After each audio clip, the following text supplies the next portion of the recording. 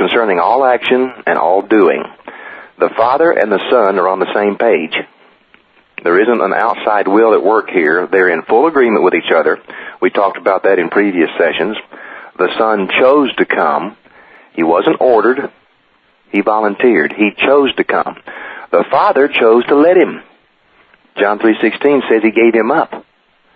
The Father and the Son are on the same page concerning the goal of this mission, all action and all doing and all communicating and everything in between. That's what Jesus means here in John chapter 5, verse 20.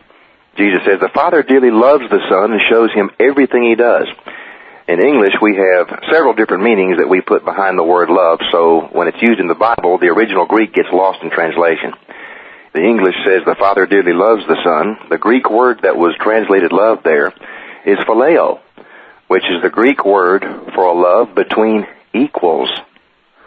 Ooh. How do you think the Pharisees felt about him using that word? The Father dearly loves the Son and shows him everything that he does, and he will show greater things than these, so that you may marvel and be full of wonder and astonishment. Just as the Father raises up the dead and gives them life, even so the Son also gives life to whomever he wills and is pleased to give it. For the Father judges no one, because he has given all judgment, the whole business of judging, entirely into the hands of the Son, so that all men may give honor to the Son just as they give honor to the Father. Whoever does not honor the Son does not honor the Father who sent him.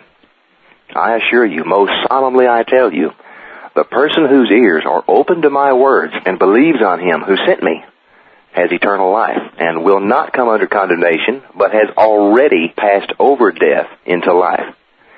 Notice he's telling them how to pass over death into life on the day of the Jewish Passover, folks, the day they commemorate that historical evening in which death passed over the house of Israel the night before they were set free from Egyptian slavery.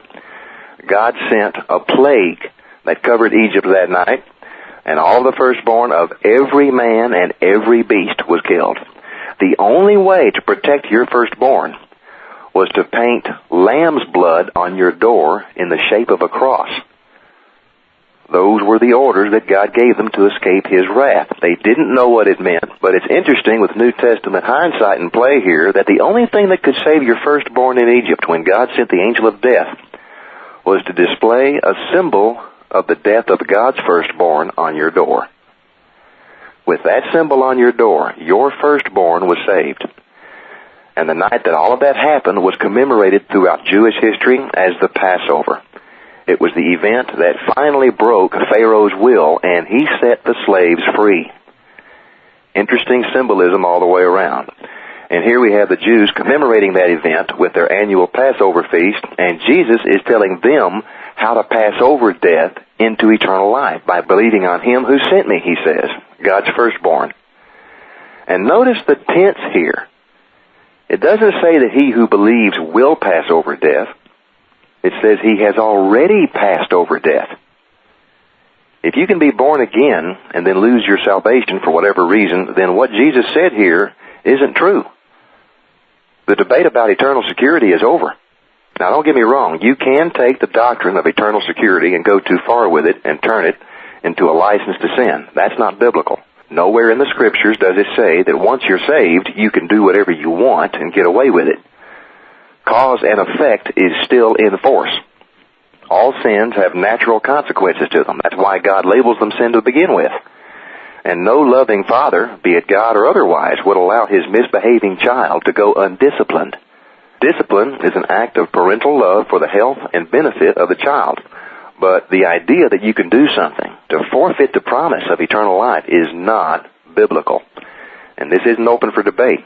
Either you believe what Jesus said or you don't. He said, the person whose ears are open to my words and believes on him who sent me has, present tense, eternal life and will not come under condemnation.